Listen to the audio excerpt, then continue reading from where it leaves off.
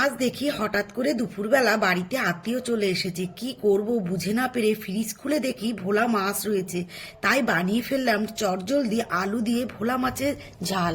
চলুন বন্ধুরা, দেখে নেওয়া যাক রেসিপিটা। প্রথমে ধুয়ে রাখা মাছগুলিতে নুন ও হলুদ দিয়ে মাখিয়ে নিলাম। কেটে রাখা আলুগুলো নুন হলুদ দিয়ে মাখিয়ে নিলাম। তারপরে ফ্রাই প্যানে সর্ষের তেল দিলাম। তেল গরম হলে আগে থেকে নুন হলুদ মাখানো ভোলা মাছগুলি একে একে তেলে দিয়ে দিলাম। এবার মাছগুলি উল্টে পাল্টে ভালোভাবে ভেজে নিতে হবে। মাছগুলি এবার ভালোভাবে ভাজা হয়ে গেলে এবার মাছগুলি আমি তুলে নিলাম।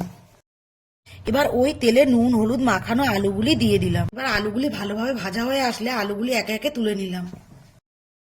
এবার ওই গরম তেলে কালো জিরে ও শুকনো লঙ্কা দিয়ে দিলাম।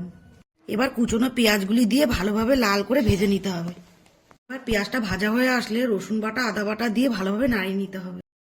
তারপর এক এক করে কাঁচা লঙ্কা বাটা, জিরের গুঁড়ো, ধনের গুঁড়ো, কাশ্মীরের লঙ্কার গুঁড়ো, পরিমাণ মতো নুন ও হলুদ দিয়ে ভালোভাবে নাড়িয়ে নিলাম। তার উপর থেকে পেঁয়াজ বাটা দিয়ে ভালোভাবে নাড়িয়ে নিলাম। তারপর টমেটো বাটা দিয়ে ভালোভাবে নাড়িয়ে আগে থেকে নুন হলুদ মাখা ভেজে রাখা আলুগুলি তাতে দিয়ে দিলাম।